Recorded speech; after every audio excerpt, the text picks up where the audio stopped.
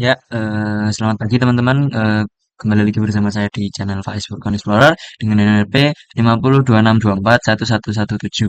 Nah, pada pertemuan kali ini saya akan membahas tentang lab Linux servers. Nah, di mana itu lab ini itu akan dibagi menjadi dua part, yaitu servers dan yang kedua itu using telnet to test TCP service. Nah, oke, tadi ini kita instruksinya itu disuruh untuk mengakses ini CyberOps Workstation VM Analyze dengan menggunakan password yang sebelumnya yaitu CyberOps. Oke, lanjut kita langsung ke step 2. Nah, di sini tuh kita disuruh running display the services currently. Sebentar. Nah, di sini tuh kita disuruh menggunakan prompt yang namanya PS. PS command to display all the programs running in the background. Nah, ini kita coba ketik dulu PS ini ELV. Nah, passwordnya yaitu CyberOps. Nah, seperti ini. Ini akan muncul kayak seperti data-datanya, isinya itu seperti apa eh, di dalam program yang kita jalankan, teman-teman. Nah, ini tuh program yang berjalan di belakang background. Nah, di sini sebentar. Nah, seperti ini teman-teman, banyak sekali. Itu ada sebuah pertanyaan teman-teman, yaitu why was it necessary to run PS as root replacing the command with sudo.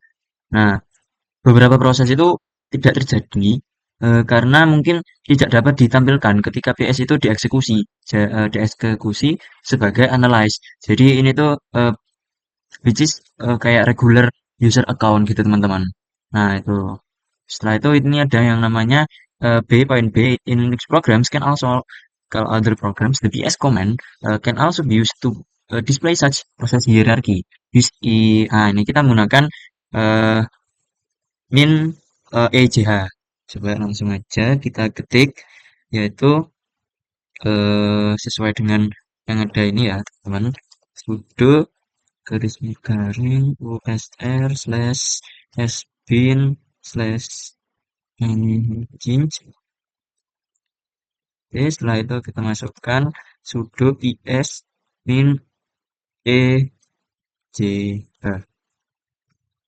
Nah, seperti ini teman-teman. Nah, ini nanti akan keluar seperti proses informasi untuk engines, penyajian servisnya engines itu nanti akan di highlight. Jadi seperti ini. Nah, nih. Jadi itu nanti kayak prosesnya engines dari awal sampai sekarang.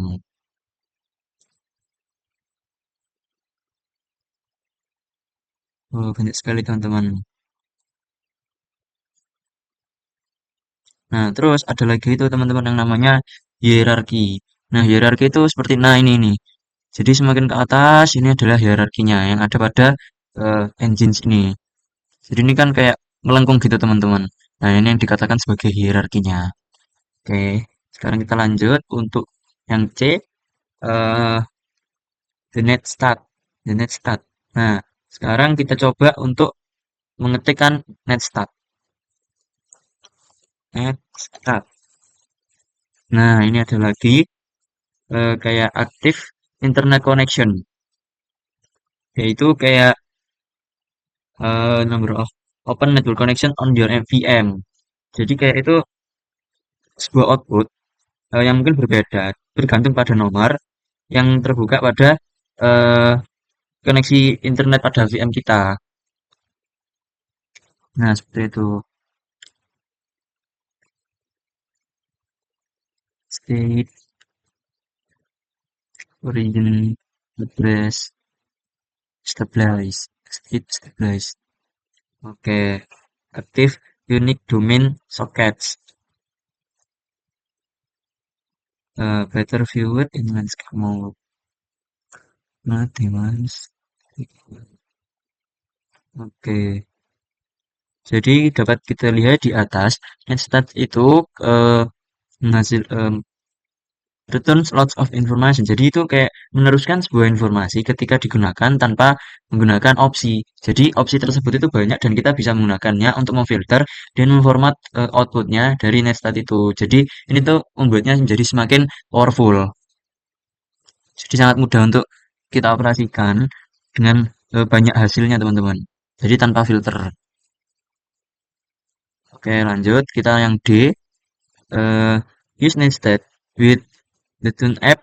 Nah, tune app option to adjust the output of netstat. Nah, kita coba dari netstat ini kita tambahin apa sih kayak min sign, terus kita tulis tune up. Oke, kita ketik di sini sudo netstat eh min tune up. Nah, seperti ini. Nah, ini. Oh, nggak masuk password lagi. Oh, udah langsung ya, teman-teman. Nah, ini tuh kayak eh, active internet connections. Jadi kayak servers dan stabilize. Sama. eh, oh ya, ini tuh sama. Cuman bedanya itu kita pakai prompt yang berbeda.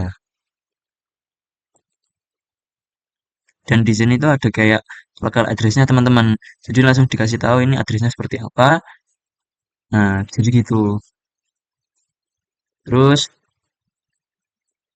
nah ini juga ada lagi sebuah pertanyaan, yaitu apa itu artinya dari min T, min U, min N, min A, dan min P option in netstat. Use main netstat to answer. Nah, sekarang kita coba untuk ketik main netstat. Netstat. Oh, sebentar. Main net. Oh, salah. Main netstat.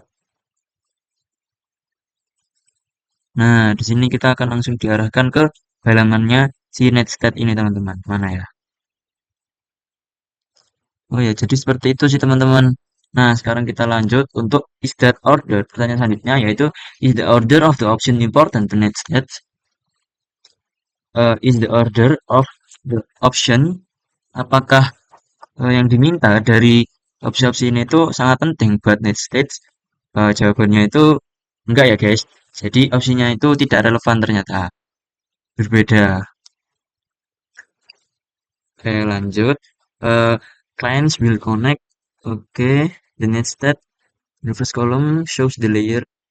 Nah, oke teman-teman, kita tuh tadi disuruh nyariin layer 4 protokol proses running pada port ke-80. Nah, ini kita ketahui, nah di sini ini port 80. Nah, ini adalah TCP. Jadi yang kita cari itu adalah TCP 0.080. Nah, itu nanti statusnya itu listen dan PID-nya itu ada di 2127 engine. Nah, seperti itu. Terus, well port number. Oh, ini. Nah, kenapa kok ini namanya itu 80 ya, guys? Nah, 80 address 80 ini biasanya itu namanya itu adalah website. Kemungkinannya itu biasanya adalah website. Nah, terus lanjut kita menggunakan PID instead with PS. Nah, kita tadi itu saya salah memaksudkannya. Untuk PID grabnya ini yang benar itu tadi itu adalah grabnya engine server yang tadi kita dapat yaitu 2127. Langsung aja kita masukkan sudo ps elf eh, grab 2127 2127. Nah, ini langsung keluar. Nah, seperti ini teman-teman. Nah, terus berdasarkan pada kolom terakhir, yaitu ini tuh bisa disebut sebagai outputnya itu menghasilkan sebuah engines command line. Nah, seperti ini teman-teman. Nah, setelah itu what is this function, use Google to learn about engines. Nah, di sini tuh eh, kita tuh disuruh jelasin apa sih itu engines. Engines itu adalah like web server. Nah, kayak web server ringan. Habis itu, a quick Google search is extremely helpful on finding information about un unidentified processes. Nah, jadi seperti itu. Itu apa yang dimaksud dengan engines. Nah, yang kedua, nah, pada line yang kedua, gimana teman-teman? Nah, ini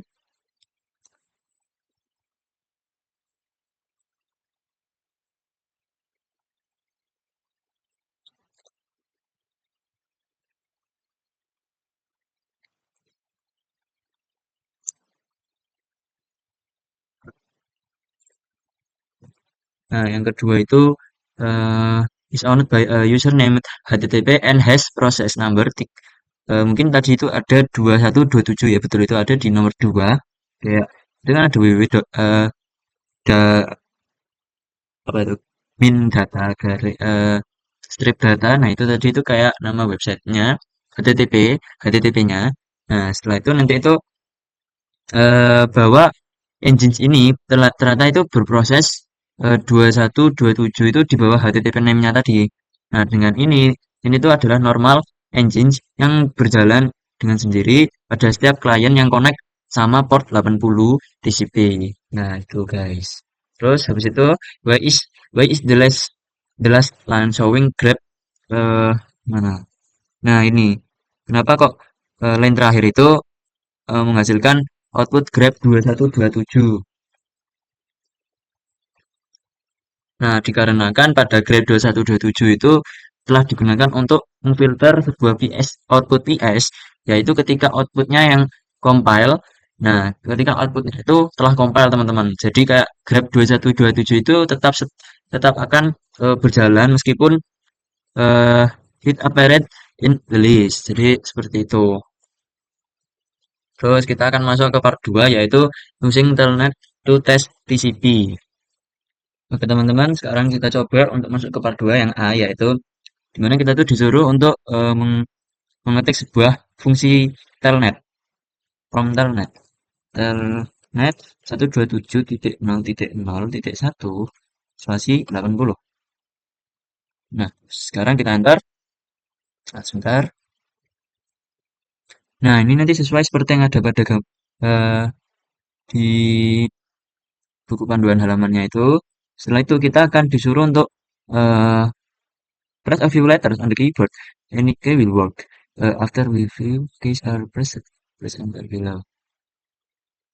Kita coba untuk ketik kata-kata terserah. FDS AF S dan AF. Coba kita enter. Nah, ini tuh sesuai dengan. Nah, dia itu akan keluar yaitu adalah bad request. Nah, kenapa demikian? Karena pada telnet ini itu tuh akan mana tadi?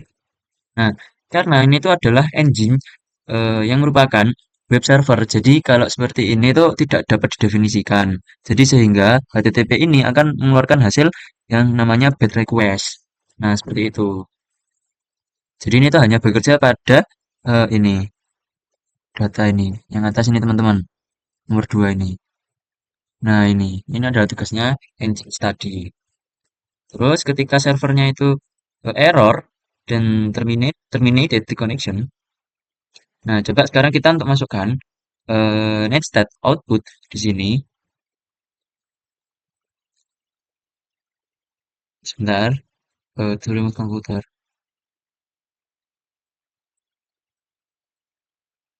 Coba kita ketik lagi 127.0.0.1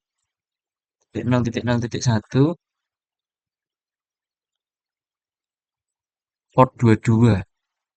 Nah, sebentar teman-teman. Oke teman-teman, tadi udah saya benarkan ternyata di sini tuh, nah ini saya kekurangan telnet ini tadi udah saya benarkan, jadi nanti ketemu seperti ini. Dan langkah selanjutnya itu coba kita untuk ketik terserah. Nah setelah itu enter. Nah ini tuh akan mengeluarkan hasil invalid, yaitu sama seperti sebelumnya. Itu tidak akan menghasilkan sebuah output. Dan ketika itu tidak menghasilkan sebuah output, makanya di sini itu tertulis sebagai invalid. Nah lanjut kita akan untuk mengerjakan soalnya itu adalah menggunakan telnet. Telnet 127.0.0.1.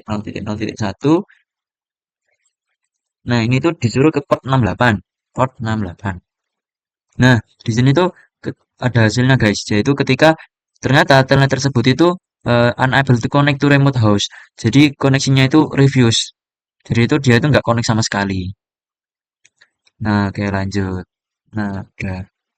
Oke teman-teman, yang terakhir itu ada pertanyaan ya sebagai kesimpulan. Apa keunggulan saat kita menggunakan Netscape? Nah, Netscape itu memperbolehkan kita untuk menganalisis, untuk memberikan display semua koneksi yang saat ini itu dihadirkan oleh komputer. Nah, source and destination address, port, dan proses ID bisa juga didisplaykan oleh Netstat ini dengan cepat, dengan penjelasan yang cepat dan koneksi saat ini pada komputer. Nah, itu untuk keunggulannya. Nah, terus ini ada what are the advantages of using Telnet? It is safe. Nah, yang tadi itu adalah untuk Netstat, yang sekarang adalah Telnet.